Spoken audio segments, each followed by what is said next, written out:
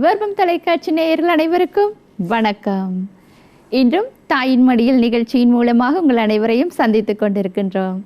நேற்றைய தினம் அருட்தந்தை கிளேரியன் பெர்னாண்டோ மற்றும் அவருடைய தாயார் எம்மோடு இணைந்திருந்தார். நேற்றைய நிகழ்ச்சியின் தொடர்ச்சியாக இன்றைய நிகழ்ச்சியும் பல விடயங்களை கலந்து கொண்டு பேசி கேட்டுக்கொள்வோம். வாருங்கள் இன்றைய நிகழ்ச்சிக்குள் நுழைவோம். அம்மா, இப்போ ஃபாதர் நிறைய செல்ல பிள்ளையாக இருந்த ஃபாதர் இப்போ ஃபாதர் ஆகணும்னு முடிவெடுத்துட்டார். என்னம்மா அந்த உங்கள்கிட்ட சொல்கிறார், அம்மா நான் ஒரு ஃபாதராக போக போகிறேன். அம்மாவுக்கு எப்படி இருந்துச்சு? இல்லை, எங்களுக்கு அது சந்தோஷம். இருந்தாலும் அவர் அப்படி ஒரு நினைவில் இருந்திருக்க மாட்டாருங்கிறது சுவர். ஏன்னு சொன்னால் வீட்டிட நிலைமை தெரிஞ்சு அவருக்கு அதுக்கு நினச்சிருக்க மாட்டார். யாரோ சொல்லி தான் அவருக்கு இது அது சுவர் எங்களுக்கு விளங்கிட்டு. அப்போ ஆனால் எல்லாருக்கும் சந்தோஷம். பெரிய மாமா சகலரும் அப்படியே அப்பட வம்சத்தில் ஒரு ஆள் ஃபாதராக போகிறேன்னா அது உண்மையில் கொடுத்து வைக்கணுமே அப்படின்னு சொல்லிட்டு அவங்களோட யார் என்ன சொன்னாலும் பரவாயில்ல, அவங்களோட அப்பா என்ன சொல்கிறாங்கன்னு கேட்போன்னு அவங்கள்ட்ட சொன்னேன். அவங்க சொன்னாங்க நல்லது தானே. நான் சொன்னேன் நல்ல கதை, நீங்களும் பொறுப்பில்லை, மகனையும் இப்படி அனுப்புனா என்ன கதைன்னு சும்மா மனசில் அவங்கள தூண்டி கேட்குறதுக்கு. அப்போ அவங்க சொன்னாங்க பைத்தியமாக பிள்ளை, அதெல்லாம் கிடைக்காத ஒன்று தானே, நம்மளோட குடும்பங்களில் யார் இருக்கா அப்படி அவங்க அவன் ஆசைப்படுற நேரம் நம்ம செஞ்சு வைக்கணும் தானே, கஷ்டப்படுறதெல்லாம் இயற்கை, இது அப்படி இல்லை தானே அப்படின்னு சொல்லி எந்த வாயை அடைச்சி. உண்மையில் எனக்கு பிரியம் தான், அவங்க என்ன சொல்லுவாங்களோ தெரியாதுன்னு தான் அப்படி கேட்டேன். அப்புறம் எல்லாருக்கும் விருப்பம் போகிறதுக்கு எல்லாம் இது பண்ணி இப்படி ஒரு டேட்டில் அவர் போகிறதுக்கு இருக்கிற நேரம் ரொம்ப வறுமையில் தான் அதெல்லாம் நடந்தது. நாங்களும் பெருசாக இல்லை தானே, ஆனால் ஆனந்த பிள்ளையை மறக்க இல்லாது. ஒவ்வொரு நாளும் ஜெபத்தில் அவரை நினைப்பேன். எங்களோட பிள்ளைய தெரிஞ்சவர் எடுத்தார் தானே, எல்லாத்துலேயும் பெஸ்ட்டாக தான் வருவார். ஸ்கூல் மரியாயின் சேனை அதில் எல்லாம் அவர் காரியதர்சி செயலாளர் அப்படியெல்லாம் இருந்தது தான். சின்ன காலத்தில் ஆனால் அவர் ஃபாதராக போகிற எண்ணமும் இருக்க இல்லை, வீட்டு நிலைமையில் அப்படி இருந்திருப்பார் அப்படின்னு. அப்போ அதில் அவர் நல்ல இதாக சூட்டியாக இருந்தார். ஒவ்வொரு நிகழ்ச்சி நடக்கிற நேரமெல்லாம் அவருக்கு பரிசு வாங்கி வைக்க ஆள் இல்லாமல் இருக்கும். எங்களோட அண்ணா வருவாங்க, என்ன பிள்ளை உன்னோட மகனுக்கு பரிசு வருது, அதை வாங்கிக்கிட்டு அது திருப்பி பரிசு கிடைக்கிற போகிறத கொடுத்துட்டு போக ஆள் இல்லை, நீங்களும் அம்மா அப்பா என்ன அம்மா அப்பா அப்படின்னு பேசுவாங்க. அண்ணன் நல்லா பேசுவாங்க. அப்படி அவர் டீச்சருமார் பிள்ளைகள் எல்லாரும் பிரியும். ஒரு நாள் ஒரு ஆள் தேடி வருது எங்களுக்கு, ஒரு டீச்சர் ஒன்று, அந்த மறையாசிரியர். அப்போ இவர் யார்கிட்ட மகன்னு தெரியுதில்ல, நான் கண்டுபிடிக்கணும். இந்த தெருவில் எனக்கு எல்லாரையும் தெரியும், நான் இவர்கிட்ட அம்மா யாருன்னு தெரியுதில்ல, எனக்கு காட்டுங்கன்னு சொல்லிட்டு இவர்கிட்ட சொல்லியிருக்கிறாங்க. கூட்டி கொண்டு வர்றாரு. அது எங்களுக்கு தெரிஞ்ச ஆளுக்கத்தான், அவங்களுக்கு தெரியல ஏண்ட மகன்னு. அப்புறம் அவங்களுக்கு சரி சந்தோஷம், இவர் நல்லா புத்தி கூர்மையாக இருக்கிறாரே, யாருட மகன்னு நான் பார்க்கணுன்னு தான் இவரை கூட்டிக்கிட்டு வந்தேன் அப்படி சொல்லி பேசிட்டு போனாங்க. பின்னுக்கு நல்லா வருவாருன்னு அவருக்கு நிறைய வாழ்த்து. அவர் செமினரிக்கு போகிறேன்னு சொல்கிற நேரம் இவர் படிக்க செமினரிக்கு போன பிந்தி நான் யாருக்கும் சொல்ல மாட்டேன், கண் பட்டுரும் உள்ள படிக்கிறது இடையில. இப்போ எங்களோட ஆட்களில் பையன் தானே, யாருக்காவது தெரிஞ்சால் தட்டி விட்டுருவாங்களோ, பிள்ளை பேச்சில் ஏமாத்திடுவாங்க. லீவுக்கு வருவார் தானே, யார்கிட்டையும் சொல்ல மாட்டேன். எங்களோட வீட்டு பக்கத்தில் உள்ள ஆளுக்க சொல்கிறது, இவனோட மூத்த மகனை அவங்க செமினரிக்கு அனுப்பிட்டாங்கன்னு. கொழும்புல இருந்து ஒருத்தர் குறுமடத்துக்கு போகிறதுன்றது பெரிய விஷயம் தான், பெரிய விஷயந்தானே. அப்போ அனுப்பிட்டாங்க அப்படின்னு சொல்லுவாங்க. அப்போ ஒரு ஆள் என்கிட்ட கேட்குது, என்ன மகனை அங்கே அனுப்பிட்டீங்களா, தலை பிள்ளைய அனுப்பக்கூடாதே, மூத்த பிள்ளைய ஏன் அனுப்பிட்டீங்க அப்படின்னு.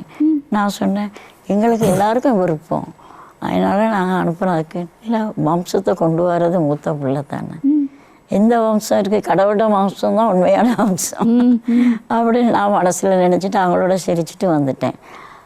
சில பேர் சொன்னாங்க, எல்லாம் சொந்தத்துக்குள்ளே இவருக்கு வசதி இல்லை தானே, சாப்பாடெல்லாம் கொடுக்க தகப்ப கொஞ்சம் கஷ்டம் தானே, அதுக்கு தான் அனுப்புகிறான் அப்படி சொன்னவங்கெல்லாம் இப்போ வாயடிச்சிருக்கிறாங்க. ஏன்னா சொல்லுவாங்க, ஈன்ற பெருது வைக்கும் தன் மகனை சான்றோன்னு எனக்கு கிட்ட தாய். அந்த மாதிரி இப்போ நான் சந்தோஷப்படுறேன் என் பிள்ளைய நினச்சி. எத்தனை கதைகள், எத்தனை விதமான கதைகள் வந்தாலும் அம்மா, இன்றைக்கி ஃபாதர் தன்னுடைய குருத்துவ வாழ்க்கையில் 11 வருடங்கள் நம்ம விடாமல் கடவுளுக்குள்ளே சேவை செய்கிற ஒரு அழகான மகனாக இன்றைக்கு கடவுள் தெரிவு செய்திருக்கிறார். இவ்வளவு காலம் அவர் நடத்தி கொண்டு வந்திருக்கிறார். அம்மா எவ்வளவு கஷ்டங்கள் பட்டாலும், எத்தனை கதைகள் நடந்தாலும், அத்தனை கதைகளையும் தாண்டி இன்றைக்கு இறைவன் தெரிவு செய்தது ஃபாதர் கிளேரியன் ஃபெர்னாண்டோ அவங்கள தான். இன்றைக்கும் அவங்க தன்னுடைய பணியை மிக சிறப்பாக செய்து கொண்டிருக்கிறாங்க. அதுக்காகவே நாங்கள் இறைவனுக்கு நன்றி செலுத்தணும்மா. ஃபாதர், செமினேரியில் இருந்த போதும் கூட ஃபாதர் நீங்கள் வீட்டு சூழ்நிலையில் இருந்த மாதிரி தான் இருந்தீங்க என்ன ஃபாதர்? எப்போவுமே வீட்டு சூழ்நிலையில் இந்த மாறின மாதிரி இல்லை என்ன ஃபாதர்? எப்படியும் அந்த செமினரியில் அந்த பாய்ஸோட சேர்ந்து பாய்ஸ் படம் பார்த்தோம் தானே ஃபாதர்? அந்த அந்த நிகழ்ச்சியை கொஞ்சம் சொல்லுங்கள் ஃபாதர். இல்லை அப்படி இல்லை. முக்கியமாக என்னதுன்னு கேட்டால், நாங்கள் செமினரியில் இருக்கும் பொழுது, அதாவது சிறிய குருமடத்தில் இருக்கும் பொழுது முக்கியமாக வெளியில் போக முடியாது. அதாவது கிழமைக்கு ஒருக்கா ஒவ்வொரு சனிக்கிழமையும் 3 மணித்தியாலம் தருவாங்க. பின்னேரம் 3 மணிலேருந்து 6 மணி வரைக்கும் பொரலையில். ஆனால் நாங்கள் ஒவ்வொரு நாளும் ஸ்கூலுக்கு போனது வெளியே. அதாவது நான் இசிபத்தனைக்கு போனது A level படிக்க. ஆகவே அந்த வெளியில் போகணும் அப்படிங்கிற ஒரு ஆர்வம் பெருசாக எங்களுக்கு இருக்கையில். நாங்கள் செமினரிக்குள்ளே ஒரு அடப்பட்டு இருந்த மாதிரி ஒரு ஃபீலிங் எனக்கு இருக்கையில். ஏன்னா கிழமையில் 5 நாளும் ஸ்கூலுக்கு போகிறது, 6வது நாள் வெளியில் போகிறது. அப்போ நீங்கள் சொன்ன மாதிரி அந்த பருவத்துக்கு வயசுக்கேற்ற சில விஷயங்களை செய்யக்கூடிய சில விஷயங்கள் இருந்தது. உதாரணத்துக்கு நாங்கள் அந்த படம் நாங்கள் A level படிக்கும் பொழுது வந்தது. அப்போ ஃப்ரெண்ட்ஸ் எல்லாம் போய் பார்ப்போம் அப்படின்னு சொல்லும் பொழுது நாங்களும் போய் பார்த்தது. அப்படியான சில குறும்பு, அந்த வயதுக்கேற்ற சில குறும்புகள், அந்தந்த விஷயங்கள் செய்யக்கூடிய சந்தர்ப்பங்கள் கிடைச்சது. ஆனால் ஏதோ ஒரு வகையில் வந்து கடவுள் எங்களை காப்பாற்றி வழிநடத்தி கூட்டிகிட்டு வந்தார். அந்தந்த அனுபவங்களை எங்களுக்கு தந்திருக்காரு. அப்போ திரும்பி பார்க்கும் பொழுது நானும் ஒரு சாதாரண ஒரு பையனாக இருந்து இப்போ ஒவ்வொரு பிள்ளைகளுடைய குறும்புத்தனம், பிள்ளைகளுடைய அவங்களுடைய பலவீனங்கள் அவங்கள விளங்கி கொள்றதுக்கு அது எனக்கு ஒரு உதவியாக இருக்குது. ஃபாதர், இப்போ பொதுவாக சொல்லுவாங்க நம்ம செமினேரிக்கு போனால் அங்கே வந்து இப்போ நிறைய அந்த பசங்க போகாமல் இருக்கிறதுக்கு ஒரு காரணமும் செமினேரிக்கு போனால் அதிகமாக வேலை வாங்குவாங்க, நிறைய ஸ்ட்ரிக்ட் அப்படின்னு. உங்களுக்கு எந்த அளவுக்கான சுதந்திரங்கள் இருந்தது ஃபாதர் செமினரி? இப்போ அதை தெரிஞ்சு கூட நிறைய பேர் இன்னும் இந்த அளவு ஃப்ரீடம் இருக்குதான்றதை பிள்ளைகள் தெரிஞ்சு கொள்ளுவாங்க. உதாரணத்துக்கு பார்த்தீங்கன்னு சொன்னால், நான் சின்ன செமினரியை பொறுத்தளவில் நான் வெளியில் படித்தனால பெருசாக ஒரு கட்டுப்பாடு எனக்கு விளங்க இல்லை. இப்போ கண்டிக்கு போன பிறகு நாங்கள் 2 வருடங்கள் கழித்து, அதாவது கண்டியில் நாங்கள் வந்து மெய்யியல் படித்த பிறகு 1 வருஷம் எங்களை வேலை செய்கிறதுக்கு அனுப்புனாங்க ஒரு அனுபவத்துக்காக. அப்போ அந்த வேலை முடிஞ்சு நான் போகும் பொழுது, செமினரிக்கு திரும்ப போகும் பொழுது ஏதோ உள்ளே போட்டு அடைச்ச மாதிரி ஒரு ஃபீலிங் இருந்தது. உண்மைதான். அப்போ நாங்கள் வேலை செய்யும் பொழுது எங்களுக்கு எப்போ வேணாலும் நாங்கள் வெளியில் போகலாம் வரலாம். செமினரியில் கட்டுப்பாடுகள் இருந்தது. ஆனாலும் ஒரு புத்தகம் எனக்கு ரொம்ப உதவியாக இருந்தது அந்த காலத்தில். விக்டர் ஃப்ராங்கல்னு சொல்லி ஒரு எழுத்தாளர் எழுதின புத்தகம் மேன் சர்ச் ஃபார் மீனிங் அப்படின்னு சொல்லி. அந்த புத்தகத்தில் அவர் குறிப்பிட்றாரு, இந்த உலகத்தில் வந்து எல்லாரும் எல்லாத்தையும் எல்லார்கிட்ட இருந்தும் எடுக்கலாம். ஆனால் எங்களுடைய சுதந்திரம், அதாவது வந்து ஒரு குறிப்பிட்ட சூழ்நிலையில் என்னுடைய ஆட்டிடியூட், அதாவது என்னுடைய மனப்பாங்க தெரிவு செய்கிறதுக்கான சுதந்திரத்தை யாருமே எடுக்கலார். ஆகவே அப்போ நான் ஃப்ரீடம், சுதந்திரத்தை பார்க்குறது அப்படி தான். வெளியே எவ்வளவு கட்டுப்பாடாக இருந்தாலும் சுதந்திரம் அப்படின்னு சொல்கிறது உள்ளார்ந்த விஷயம், ஒரு மனப்பாங்க. சிலவங்க எவ்வளோ ஃப்ரீயாக இருந்தாலும் உள்ளுக்கு அவங்க சுதந்திரம் இல்லாமல் இருப்பாங்க. ஆகவே வந்து ஃப்ரீடம், சுதந்திரம் அப்படின்னு சொல்கிறது எங்களுடைய மனப்பாங்கை பொறுத்தது, ஆட்டிடியூடை பொறுத்தது.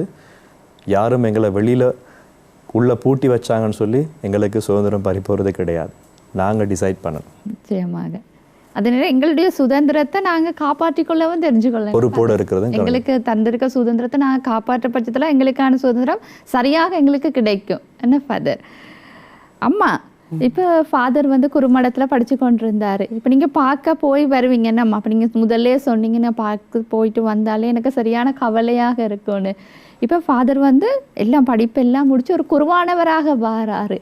அந்த நாள், அந்த ஆர்டினேஷன், அந்த நாள் அம்மா எப்படி இருந்துச்சு? அம்மாவுக்கு எவ்வளோ சந்தோஷமாக இருந்துச்சு. சந்தோஷம். வாழ்க்கையில் மறக்க முடியாது. அந்த மகிழ்ச்சியா கொண்டாடினீங்க? அந்த மகிழ்ச்சியை எப்படி கொண்டாடுறதுன்னு சொன்னால், நான் என் காலம் இன்னும் கொஞ்சம் கூடி கொண்டு போய் நான் குறைஞ்சி போகிற காலத்தில் இந்த மாடு வைக்கோல அசை போட்டு சாப்பிட்ருமா. அதுக்கு பிந்தி ஒரு நேரம் தனியாக படுத்துக்கிட்டு வெளியே எடுத்து சவைச்சி சாப்பிடுமா. அந்த மாதிரி ஒவ்வொரு நாளும் இவர் இல்லாதமோ இவர் வெளிநாட்டில் இருந்தோ இருக்கிற நேரமோ அதே நினச்சி, அம்மா நீங்கள் உங்களுக்கு அந்த மூத்த மாவு மேலே தான் பிரியம், எங்கட மேலே பிரியம் இல்லை. யார் சொல்ற அப்படி? 2 பேரும் சொல்லுவாங்க. தம்பியும் அண்ணனும் தம்பி சாத்தாவே இல்லை. அடைய அவங்களோட நினைவு. எங்களுக்கு ஒரு படம் பிடிச்சிருக்கீங்களா, ஒரு கேக் வெட்டியிருக்கீங்களா, ஒன்றும் இல்லை.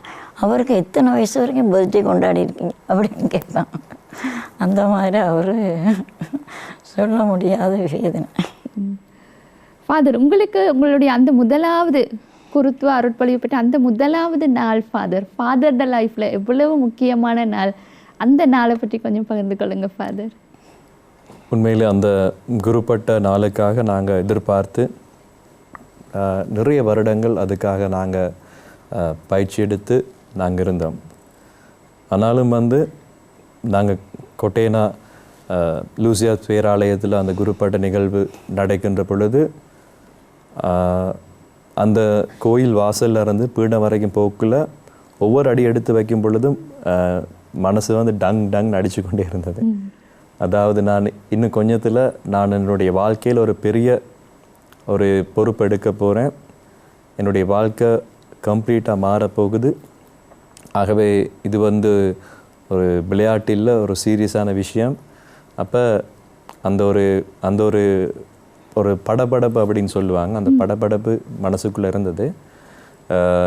இந்த பெரிய பொறுப்பை, பாரிய பொறுப்பை கடைசி வரைக்கும் நேர்த்தியாக செய்ய முடியுமா அப்படிங்கிற ஒரு படபடப்பு இருந்தது, இல்லைன்னு இல்லை.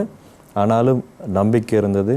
ஆண்டவர் நிச்சயமாக இவ்வளவு காலம் வழிநடத்தின ஆண்டவர் இன்னும் வழி நடத்துவார் அப்படிங்கிற ஒரு நம்பிக்கையோடு தான் அந்த பீடத்தை நோக்கி போனது. படபடப்பு ஒரு பக்கம், அது நேரம் என்னுடைய மனித பலவீனத்தால் படபடப்பு. ஆனால் என்னுடைய அம்மாவினுடைய ஜெபம், மற்றவங்களுடைய ஜெபம், அது நேரம் கடவுளுடைய ஆசீர்வாதம் ஒரு பக்கம் இருக்கிற நம்பிக்கையோடு நான் அது ஒரு 300 மீட்டர் இருக்குன்னு நினைக்கிறேன், ஏதோ ஒரு 3000 கிலோமீட்டர் நடந்த மாதிரி ஒரு ஃபீலிங் இருந்தது. அந்த படபடப்பு இன்னும் இருக்குது. நான் கொட்டினா கோயிலுக்கு போனால் அதை நான் மீட்டு பார்ப்பேன். இப்போ அம்மாவுடைய சபம் ஃபாதர் சொன்னார் இல்லையா, அம்மாவுடைய சபம் இன்றைக்கு வரையுமே தொடர்ந்து. இன்றைக்கும் பார்த்தீங்கன்னா அம்மாவோட கையில் சபமாலையாக காணக்கூடியதாக இருக்குது எங்களுக்கு. இன்றைக்கு வரையும் தன்னுடைய மகனுக்காக சபித்து கொண்டிருக்கிற ஒரு தாயாக அம்மா இன்றைக்குமே இருந்து கொண்டிருக்கிறாங்க. அம்மா இப்போ மகன் இலங்கையில் இருக்கும் வரையும் சரி, நாங்கள் மகனை இலங்கையில் சந்திப்போம், காணுவோம் என்னம்மா. ஆனால் இப்போ மகன் தன்னுடைய சேவைக்காக இத்தாலிக்கு போகிறாரு. அந்த நேரத்தில் அம்மாவுக்கு எப்படி இருந்துச்சு அம்மா? இப்போ நாங்கள் மகனை பிரிய போகிறோம், கொஞ்ச நாள் காண மாட்டோம் என்ன, இந்த நேரங்கள் அம்மாவுக்கு எப்படி இருந்துச்சு? அதுக்கு முதல்ல ஒரு சின்ன விஷயம் சொல்கிறேன். சொல்லுங்கம்மா. இவங்க படிச்சுக்கிட்டு இருப்பாங்க, சிவதானா ஸ்கூலில் படிக்க போகிறாங்க. ஆனால் அதுக்கு பஸ்ஸுக்கு காசு, அது இது சாப்பாடெல்லாம் கொடுத்து அனுப்பணும். அப்போ ஒரு நாள் இவர் என்ன நினச்சாரு தெரியும், அம்மா எனக்கு அதை இன்னும் இப்போ நினச்சாலும் கண்ணீர் வந்துடும். அம்மா எனக்கு பஸ்ஸுக்கு மாத்திரம் காசு தாங்க, சாப்பாட்டுக்கு காசு வேணாம் அப்படின்னு சொல்லி கேட்டுட்டு போவார். எந்த தாய்க்கு அது எவ்வளோ பெரிய வேதனை. அப்படிப்பட்டவர் இப்போ நினைக்கிற நேரம் பெரிய சந்தோஷம். அது எனக்கு மறக்க முடியாது. இதெல்லாம் நினைவு வரும். அந்த சின்ன வயசில் ஒரு 6ஆம் வகுப்பு 7 அங்கே படிக்கிற நேரம், அம்மா எனக்கு வேறு ஒன்றும் கேட்டு வைக்காதீங்க அப்பா கிட்ட, பஸ்ஸுக்கு மாத்திரம் சலுகையை கேட்டு வைங்க அப்படின்னு. அப்போ அந்த பிள்ளைக்கு அதனால தான் அந்த பாதுகாப்பு போகிற எண்ணம் விட்டு நாங்கள் அம்மாவையெல்லாம் நல்லா கொண்டு வரணும். ஆனால் அம்மா இவருக்கும் பார்க்க கடவுள் எங்களை நல்லா அவருடைய ஜெபத்தின் மூலமாக எங்களை வச்சுட்டாரு. அது சந்தோஷமாக இருக்குது. இத்தாலிக்கு போகிறதுக்கு ரெடி பண்ணியிருக்கவும் தகப்பனுக்கு சரியான சந்தோஷம். நான் சொன்னேன், அம்மா இங்கேயாவது கொஞ்சம் வந்து பார்த்துட்டு போவார், அங்கே போனால் பார்க்கவே முடியாது தானே. ஆனால் ஒரு சின்ன வசதி இவர் சொன்னது, அம்மா ஃபோனில் எல்லாம் கதைக்கலாமா, உங்களுக்கு பார்க்காம இருக்க தேவையில்லை, படமும் நான் காட்டுறேன் உங்களுக்கு அப்படி சொல்லி எங்களை சந்தோஷத்தைப்படுத்தி போனது தான். ரொம்ப பொறுப்பா இருந்திருக்கிறாரு ஃபாதர், கஷ்டத்தை உணர்ந்தவராக. அதனாலதான் இன்னைக்கு இறைவன் யாரு தன்னை தாழ்த்தி கொள்றாங்களோ இறைவன் அவரை தெரிவு செய்வார் தன்னுடைய பணிக்காக. அந்த நிலைமையில இன்றைக்கு இறைவன் வந்து இவர் ஃபாதர் உயர்த்தி வச்சிருக்கிறார் ஒரு அழகான இடத்துல. தன்னுடைய சேவைக்காக தெரிவு செய்து ஒரு அழகான இடத்துல இறைவன் இன்னைக்கு அவரது ஃபாதரை தெரிவு செய்து உயர்த்தி வச்சிருக்கிறாரு. அந்த உயரத்துல இன்னும் அழகாக இன்னும் மேல மேல வரணும் ஃபாதரோட பணிவாழ்வு இன்னும் தொடர வேணும். அவங்களோட அப்பா சரியான விருப்பம். அவங்களோட அப்பாக்கிட்ட இருந்த எல்லாமே குறைஞ்சி கொண்டு வந்துச்சு. கெட்ட பழக்கங்கள் அது இது சகலமாக அவங்க மகனை பார்த்து ஆசை. சரி அவர் இவங்க போய் ஒரு அண்ணன் பங்கில் அவிசாவில் இவங்க போகிற சேர்ச்சில் எல்லாம் ஏதாவது அப்பாவுக்கு அந்த இந்த வேலை தானே செய்கிறாங்க, கோயில் வேலை, அந்த காப்பண்டர் வேலை. அதனால் இவங்கள சத்தம் காட்டி சொல்லுவாங்க, அங்கேயாவது வேலை செஞ்சு அம்மாவுக்கு காசு கொடுப்பாங்க தானேங்கிற நினைவில் கொடுக்குறது. அப்போ இவங்க அவிசா வேலையில் போய் பங்கில் இருக்கிற நேரம், உதவி பங்கு தந்தையாக இருக்கிற நேரம் அப்பாவை கூப்பிட்டு பக்கத்துலேயே வச்சுக்கிட்டாங்க. வேலையெல்லாம் வாங்கி ஒரு மாதம் போல் வச்சுருந்தாங்க. அப்போ ஒரு நாள் என்கிட்ட வந்து சொல்கிறாங்க, எனக்கு மகனை பார்க்குற நேரம் ஒரு ராஜாவை பார்த்த மாதிரி இருக்குது. அந்த ஆஃபீஸில் உட்காந்து இந்த பிள்ளைகள்ட வேலைகளை செய்ய அம்மாமார் வந்து அவங்கள்ட்ட பேசுகிற நேரம் நான் தூரத்தில் இருந்து பார்த்துக்கிட்டு இருப்பேன் அப்படின்னு சொன்னாங்க. பார்த்துக்கிட்டு இருந்தேன். எனக்கு ஆசையாக இருக்குது மகனை பார்க்குற நேரம். எனக்கு உலகத்தில் இதுதான் எனக்கு சந்தோஷம், வேறு ஒன்று அப்படின்னு. இத்தாலிக்கு போன பேருந்து ஒரே சுகமில்லாமல் போன பேருந்து ஒரே கரைச்சேன், வருத்தமாக போனவனே. ஆனால் அப்பா மகனை கூப்பிடுங்க, என்னை வந்து பார்க்க வர சொல்லுங்கள், என் கூட பேச சொல்லுங்கள், கேட்டுக்கொண்டே இருப்பான். மகன் போய் டேட்டெல்லாம் சொல்லுவாள். அப்போ அன்றைக்கி வரேன், நாங்கள் 10 நாள் கழித்து வரேன், நாங்கள் 5 நாள் இல்லை வர சொல்லு, நான் கடைசியாக பார்க்கணும்னு அப்படி. வந்த மறுநாளே இறந்துட்டாங்க. ஓ இவங்க வந்து ரொம்ப தடுங்கல் பட்டு தான் வந்து சேர்ந்தது. 20 நாள் லீவு கேட்டு வந்து அதுலேயே அப்பா அது மறக்க இல்லாத துக்கம். பெரிய சந்தோஷம் அவங்களுக்கு தான். எல்லா இடமும் போய் சொல்கிறது, என் மகன் இத்தாலி போயிருக்கான், என் மகன் படிக்க போயிருக்கான். ஏன்னா உண்மையில் அப்படி ஒரு எங்களோட நிலைமையில் அது வந்து எங்களுக்கு பெருசு, மிகப்பெரிய விஷயமா இருந்துச்சு. ஃபாதர் நீங்கள் குருவானவராகி முதலாவது எந்த பங்கில் ஃபாதர் வேலை செய்தீங்க? நான் நீர்கொழும்பு கடற்கரை பங்கில் உதவி பங்கு தந்தையாக இருந்தது. அதுக்கு பிறகு அவிசாவில் பங்கில் உதவி பங்கு தந்தையாக இருந்தது. அதுக்கு பிறகு லோயலா கல்லூரியில் நீர்கொழும்பு லோயலா கல்லூரியில் நான் 5 வருடங்கள் இருந்தது. அதுக்கு பிறகு 3 வருடங்கள் இத்தாலிக்கு போனது, படிக்கிறதுக்கும் பணி செய்கிறதுக்கும். உங்களுக்கு ஒரு பொறுப்பு கொடுக்கப்பட்டிருந்துச்சுன்னா ஃபாதர் இத்தாலியில் அதாவது புலம்பெயர்ந்த இலங்கை கத்தோலிக்கர், புலம்பெயர்ந்த இலங்கை கத்தோலிக்கர், தமிழர்கள், அதே மாதிரி சிங்களவர்கள் 2 சமூகத்தைக்கும் தமிழ்லையும் பூச வச்சது, சிங்களத்துலேயும் பூச வச்சது, இத்தாலி பங்குலையும் நான் பூச வச்சது. இப்போ அந்த 3 மக்களோடையும் நான் அவங்களுக்கு உதவி செஞ்சது என்னால் முடிஞ்ச அளவுக்கு. அப்படி என்னுடைய படிப்பையும் பார்த்து கொண்டது. அது இப்போ அந்த நீங்கள் இப்போ முதல் அந்த ஸ்டார்டிங்கில் சேவை செய்து கொண்டு இருக்கும் போது அல்லது ஸ்கூலில் லோயலா காலேஜில் இருக்கும் போது அங்கே நடந்த ஏதாவது சம்பவங்கள் ஃபாதருக்கு இருக்க மறக்க முடியாத சம்பவங்கள் ஃபாதர்? ஒவ்வொரு பங்குலையும் ஒரு மறக்க முடியாத அனுபவம் இருக்குது. அதாவது என்னை பொறுத்தளவில் நான் செமினரியிலேருந்து வரும் பொழுது, என்னுடைய தேசிய குருமடத்திலிருந்து வரும் பொழுது கடைசியாக வந்து ஒரு கவிதை ஒன்று எழுதி எங்களுடைய குருமடத்தில் ஒரு நோட்டீஸ் போர்டு ஒன்று இருக்குது. அப்போ அதில் எங்களுடைய சிந்தனைகள் எழுதி போடலாம், எங்களுடைய சிந்தனை எழுத்தாற்றல் வளர்க்குறதுக்கு. ஆகவே கடைசியாக வந்து நான் ஒரு கவிதை எழுதி போட்டது மை ஸ்வீட் நவம்பர்னு சொல்லி. ஏன்னு சொன்னால் என்னுடைய குருமட வாழ்வு, அதாவது களுத்துறைக்கு போனது, களுத்துறையிலிருந்து தான் எங்களுடைய இந்த குருப்பட்ட பயிற்சி முறையாக ஆரம்பிக்கிறது. அது நவம்பர் மாதத்தில் தான் ஆரம்பமானது. ஆகவே என்னுடைய அனுபவங்கள் எல்லாத்தையும் நான் ஒரு ஸ்வீட் நவம்பர் அப்படின்னு தான் நான் பார்க்குறது. அப்போ நான் போன பங்குகள் எல்லாத்துலேயும் வந்து எனக்கு ஏற்பட்ட எல்லா அனுபவங்களையும் வந்து என்னுடைய மறக்க முடியாத இனிய கார்த்திகை, ஸ்வீட் நவம்பர் அப்படின்னு தான் பார்க்குறது. நிறைய இருக்குது, நிறைய மனிதர்கள், நிறைய சந்தர்ப்பங்கள். ஆகவே அதாவது நான் நினைக்கிறது என்னதுன்னு கேட்டால், நான் என்னுடைய அம்மாவையும் என்னுடைய தங்கை, என்னுடைய எல்லாரையும் விட்டுட்டு போனது. நான் போன இடமெல்லாம் நிறைய தங்கச்சிமார், தம்பிமார், அண்ணன்மார், அக்காமார், அதே மாதிரி நிறைய சகோதரர்கள், நண்பர்கள். ஆண்டவர் பைபிளில் இருக்குது, நீங்கள் எது எல்லாத்தையும் விடுறீங்களோ 100 மடங்காக கிடைக்கும்னு. நான் போன எல்லா இடத்துலையும் எனக்கு 500 மடங்கு கிடைச்சது. அப்படிதான் நான் நம்புகிறேன். உன்னை அழைத்ததும் நான், உயிர் கொடுத்ததும் நான், உள்ளங்கையில் உன்னை பொறித்ததும் நான். உன்னை அழைத்ததும் நான், உயிர் கொடுத்ததும் நான், உள்ளங்கையில் உன்னை பொறித்ததும் நான். பெயர் சொல்லி அழைத்தேன், உன்னை அள்ளி அணைத்தேன். பெயர் சொல்லி அழைத்தேன், உன்னை அள்ளி அணைத்தேன். மார்போடு தாலாட்டி உருவாக்கினேன், உமை உருவாக்கினேன், உருவாக்கினேன், உமை உருவாக்கினேன். உன்னை அழைத்ததும் நான், உயிர் கொடுத்ததும் நான், உள்ளங்கையில் உன்னை பொறித்ததும் நான்.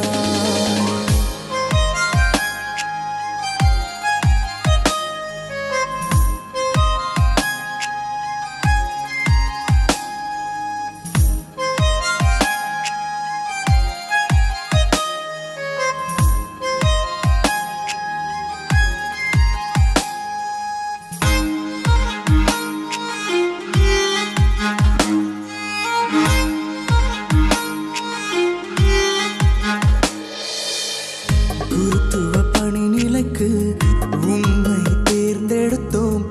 அபிஷேக எண்ணெயினால் உமையாட்கொண்டோம். தூய ஆவியாரின் தூண்டுதலுக்கிணங்கி ஆண்டவர் மந்தையினை மேய்த்திட வந்தோம்.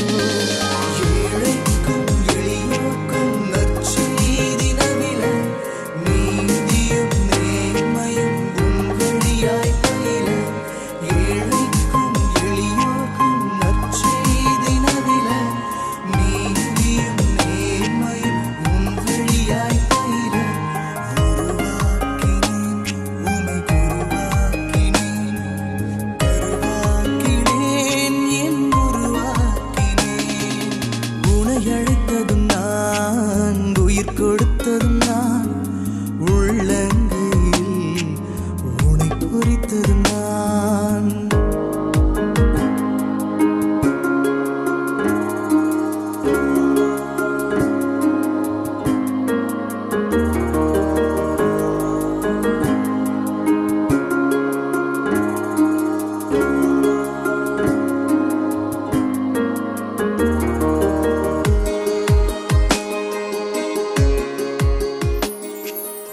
இப்போ இத்தாலியில் சேவை செய்து கொண்டிருக்கும் போது ஃபாதர் அந்த மக்களோட இருந்த டைமில் உங்களுக்கு அங்கே இருந்த ஏற்பட்ட அந்த நிகழ்வுகள் ஃபாதர் ஏதாவது? இத்தாலியில் இருக்கும் பொழுது ஒரு வித்தியாசமான ஒரு அனுபவமாக இருந்தது. எங்களுடைய மக்கள் இலங்கையில் இருந்து போனவங்க தமிழ் மக்களாக இருந்தாலும் சரி, சிங்கள மக்களாக இருந்தாலும் சரி. அப்போ நான் போன 2 இடங்கள்லையும் வந்து ஒரு ஒரு சமூகத்தை கட்டியெழுப்ப வேண்டிய ஒரு கட்டாயம் இருந்தது. ஏன்னா நான் போன இடத்துல மாதத்துக்கு ஒருக்கா ரோம்லேருந்து ஒரு குருவானர் வந்து திருப்பலி ஒப்பு கொடுத்தாங்க. அவங்களுக்கு வாராந்திரம் ஞாயிறு பூசை இருக்கையில். அப்போ நான் அந்த மக்களோடைய தங்கியிருந்து ஒரு சமூகத்தை கட்டியெழுப்ப வேண்டிய ஒரு பொறுப்பை ஆயர் அவர்கள் சொன்னார். அதே மாதிரி இன்னொரு இடத்துலையும் வந்து சிங்கள மக்களோட தங்கியிருந்து அங்கேயும் ஒரு ஒரு சமூகத்தை கட்டியெழுப்ப வேண்டிய ஒரு பொறுப்பு தரப்பட்டது. ஆகவே ஒரு வித்தியாசமான அனுபவமாக இருந்தது. அதாவது எனக்கு ஆயர் அனுமதி தந்திருந்தார். இத்தாலி ஆயர் தன்னுடைய மறை மாவட்டத்தில் இருக்கிற எல்லா தமிழ் பேசுகிற இலங்கை கத்தோலிக்கரையும் ஒன்றிணைச்சு அவங்களுக்கு வழிபாடுகள், தமிழில் வழிபாடுகள், அதே மாதிரி மற்ற ஆன்மீக விடயங்களை செய்து கொடுக்கும்படி. ஆகவே ஒரு தெரியாத நாட்டில் ஒரு புது அனுபவத்தில் ஆண்டவர் என்னை வழிநடத்தினார். அந்த மக்களும் என்னை நல்லா கவனித்து கொண்டாங்க. ஆகவே ஒரு வித்தியாசமான அனுபவமாக இருந்தது அது. நிச்சயமாக இறைவன் என்ன தேவைக்காக ஒருவரை தெரிவு செய்கிறாரோ அவரை கொண்டு இறைவன் என்ன எதிர்பார்க்கிறாரோ அதை நிச்சயமாக நிறைவேற்றி கொள்கிறாரு. அது மாதிரி தான் ஒரு மொழி தெரியாத ஒரு இடத்துக்கு ஃபாதரை கூட்டி கொண்டு போய் இத்தாலியில் வச்சு அங்கே இருக்க மக்களோடு 3 வருடங்கள் சேவை செய்திருக்கிறாரு. இன்றைய நிகழ்ச்சியை நான் நிறைவுக்கு கொண்டு வரேன். மீண்டும் ஒரு முறை உங்கள் அனைவரையும் தாயின் மடியில் நிகழ்ச்சியில் சந்திக்கும் வரை உங்களிடமிருந்து விடை பெற்றுக் கொள்கின்றேன். உங்களிடமிருந்து விடை பெற்றுக் கொள்ளும் நான் சந்திரிகா நெப்போலியன். நன்றி நேயர்களே.